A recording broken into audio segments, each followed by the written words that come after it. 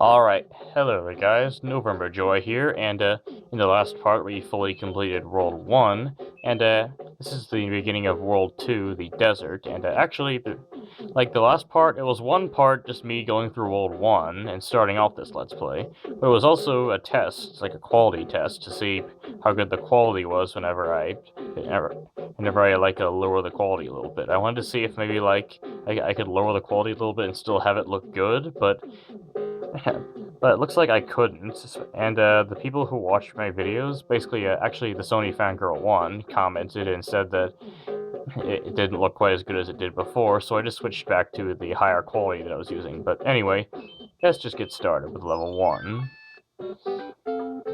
Now, major enemy you're going to be fighting are those jumping boxes. Now, if you give them very much time, then they'll jump all around. But they do have to warm up a little bit first, and you can sort of spot them. They don't glow like the other boxes do. So you can try to spot them that way. Ah, damn it. Get back here, star. There we go. And now you can get a power-up out of that box. And even though you can't see it, there is something above me. Of course, you're gonna need a running start to get up there.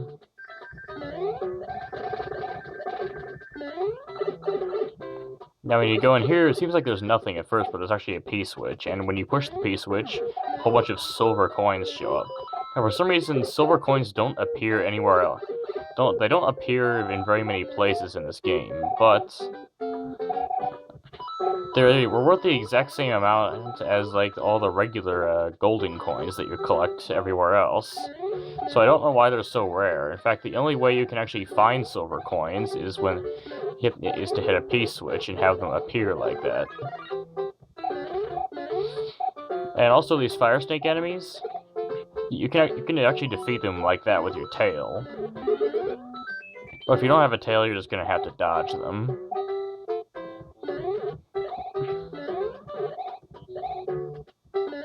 Ah, come on, get up there.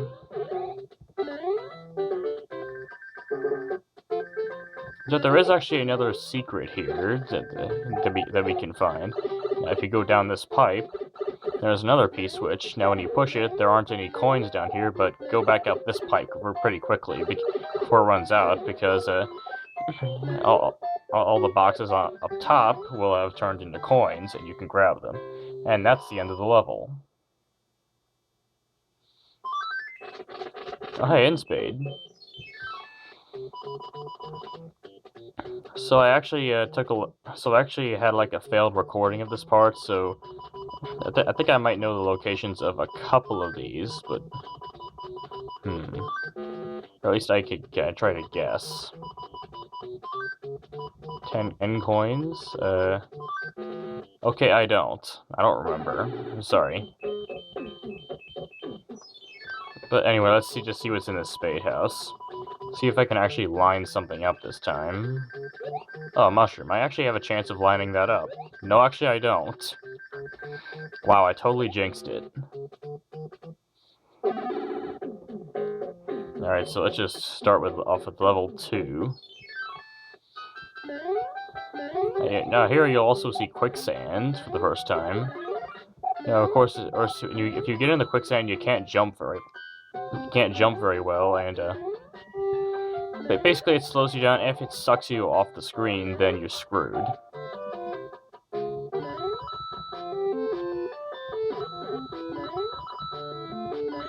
And the P-switch isn't really... And pretty much the only thing you'll find there is coins anyway, so I didn't think it was all that important to go back for them, of course. Anyway, the platform will just leave, just like that. It's kind of funny. And we're already at the end of the level. It's a pretty short level.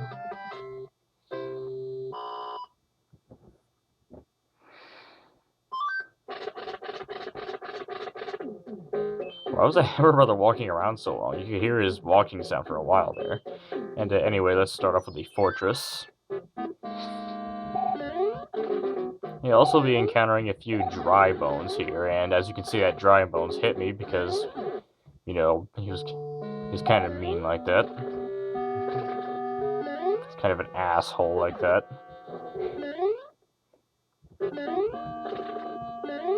Thankfully this ghost isn't much of a problem because there's a pipe right here.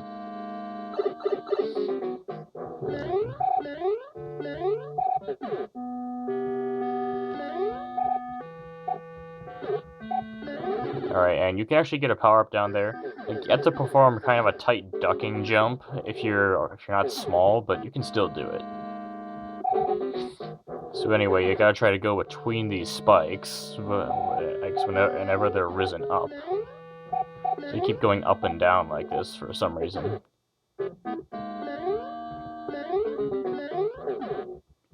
And now just go in the door and you can step all over this guy's face again. I think he's called Boom Boom. I think. And maybe that's because he explodes every time you finish jumping on him. I don't know, but that's what he's called. And there's a hammer bro right there. But anyway, let's start off stage 3. This one's full of all of the fire snakes for some reason. There's also a whole bunch of power-ups in this beginning section, even though pretty much all these power-ups are put here in such... like, they're all blocked by brick blocks, so you have to have a power-up already to be able to get any of them. But there's still a whole ton of power-ups to collect here. And of course you got more of these blocks. And I think... I found something around here when I was test recording, yep. So now if you go up the note blocks, you get to this area over here. But over here, there's actually something much better. A P-switch. You saw just how many coins there were here, so... And you can also find a 1-up as well. So basically you can get a ton of coins that way.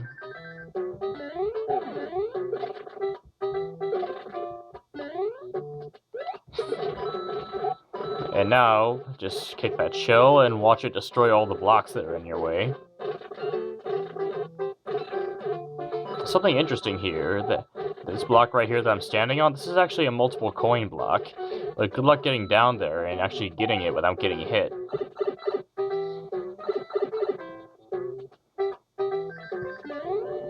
Oh yes, 3 stars. That's exactly what I wanted.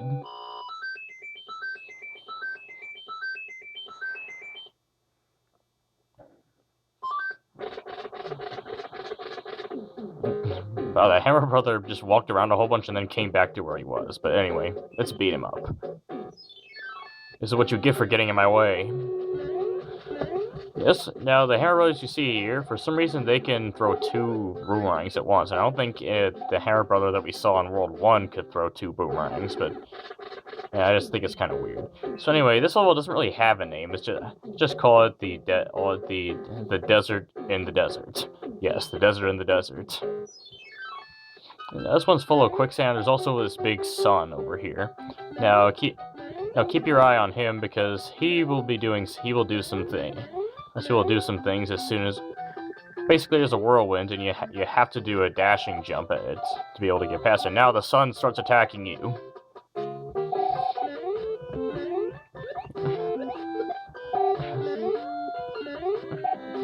Thankfully, with the proper maneuvers, you can pick up a shell here, and you can use it to kill the sun.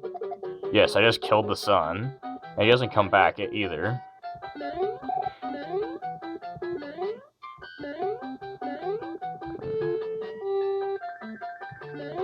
Now, if this were realistic, then the entire Mario world will just freeze up because as you know what role the sun plays. But anyway, Mario is not realistic, and you shouldn't expect it to be.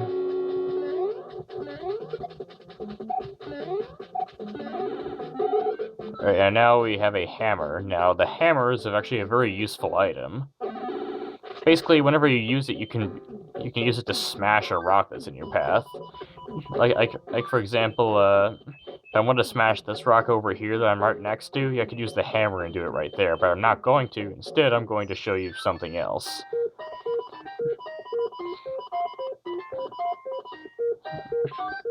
Oh, hey, I got a leaf. Didn't expect that. Now we're going to be doing level 4. And actually, take note of the... you see that brick block up there? Just take notice of that and remember that for later.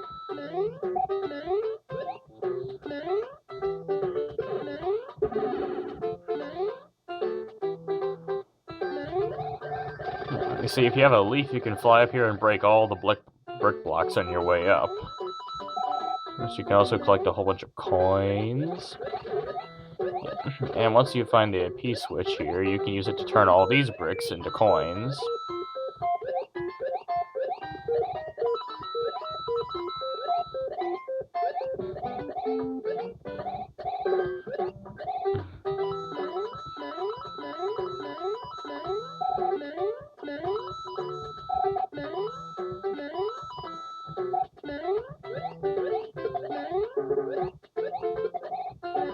Alright, and now all of these are actually coin blocks, so I'm going to hit them all just because I feel like it.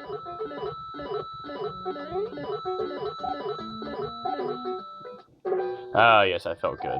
Some nice stress-relieving stuff. And now there's a P-switch here, and you can use it to turn all the blocks into coins and all the coins into blocks, because that's what a P-switch does, of course.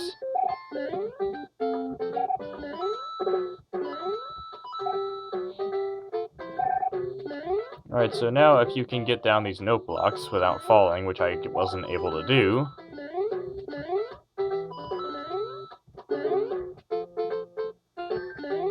Basically, one of those note blocks contains a power-up, but either way, we're at the end of the level, so it didn't matter anyway. And we also got another in-spade.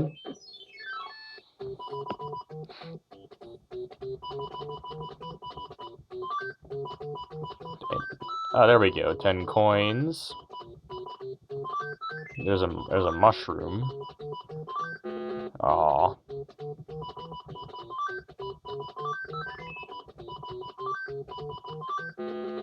Ah, well, I got a couple of mushrooms out of it. Better than nothing. So here's what I was saving the hammer for. You see this rock that I'm next to? It looks like it's just part of the scenery, but you can actually shatter it, and you can walk on this palm tree for some reason. Now over here there's a toad house, and this toad house is special because every box in it, this is one that certain toad houses have different stuff, and this one has different stuff so that every box has the same item in it. You'll get a frog suit from it, which will be very useful for the water levels that you'll be doing. And also these Hammer Brothers, these are not regular Hammer Brothers or Boomerang Brothers at all. These are Fire Brothers, and they spit fireballs at you. And of course I got hit.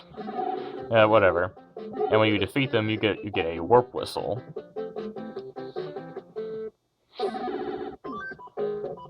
What I opened that for?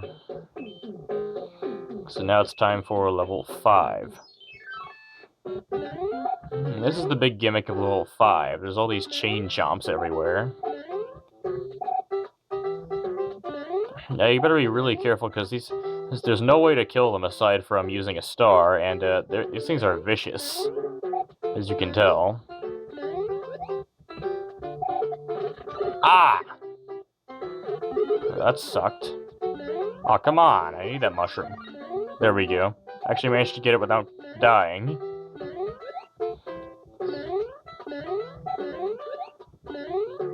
Right, so now there's this little pool of water. I have no idea why this pool of water is here. Just a random pool of water put here for no apparent reason.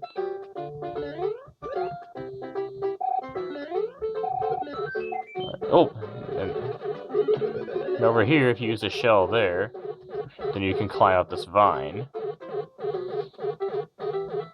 What is that? So you can collect a bunch of coins while jumping across the clouds, and once you go down this pipe, this is a bit of an interesting bonus area. And I think I might have just screwed myself. I'm not sure if I can actually get up to the bonus area anymore.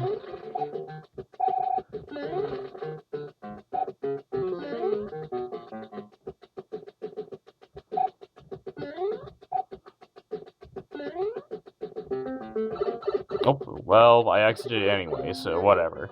Doesn't really matter. It's not a very good bonus room. But this is a decent bonus. You get a free power-up out of it just by going in there. So, and it also teleports you right to the end of the level. So, anyway, you better be ready to jump, because there's a chain jump right there at the exit waiting to bite you. And I got another 5 lives. As you can see, we're getting a lot of lives in this world. But anyway, let's see if we can get more lives. On. No, I cannot get more lives. Kinda sucks. Alright, so now it's time for the pyramid. This level always gave me a lot of trouble when I was a little kid. Basically, I gotta go inside the pyramid. And the main thing is that this level involves lots of tight spaces, lots of shells, and lots of bricks that you have to break. Now, if you have a tail, it's way easier because you don't need to use a shell. You don't need to use a shell for those bricks unless you don't have a tail. It will break them with.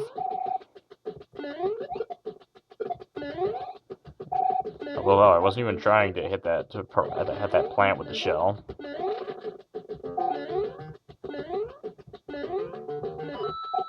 Alright, so there is a block here to get in here. I thought there was, and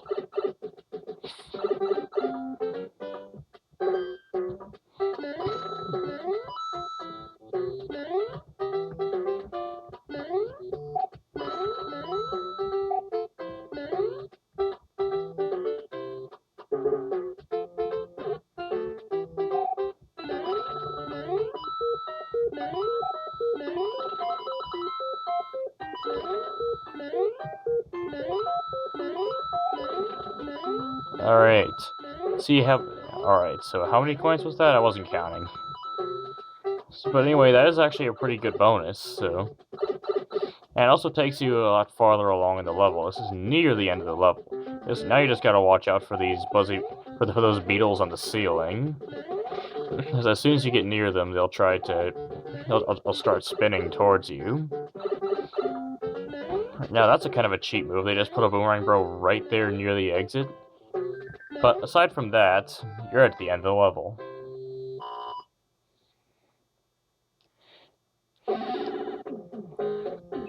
And now it's time for the castle. Alright, what is this king turned into? Whoa! They turned him into a spider. Okay.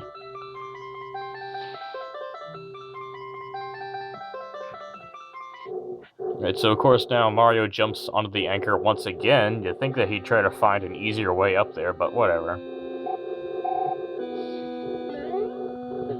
Alright, so now of course we have to deal with more cannons. Now make sure you go on the top route, because there is no way you're making that jump on the bottom. It's almost impossible to make that jump. In fact, I don't think I've ever managed it. I think I tried at least once, so. And now over here you can get a fire flower, but I don't want it, so. Now this is another thing I hate about auto-scrolling levels. Like, when they have to scroll upward or downward, you just have to wait for the screen to actually catch up to you. If you go too quickly. And if it's just trying to scroll downwards, then if you try to go down too quickly, you'll die, because the game says you're off-screen. And here's the first time you'll be seeing these moles. Don't worry, you'll be seeing a lot more of them in later levels. And basically, they just pop up and try to throw a wrench at you, and then pop back down. And there's two kinds of moles. Well, some moles will only some moles, as soon as you stomp them once, they won't come back. But as you can see, those moles that I was dealing with there were the kind that respawn. And anyway, while I was explaining that, we've already finished World 2.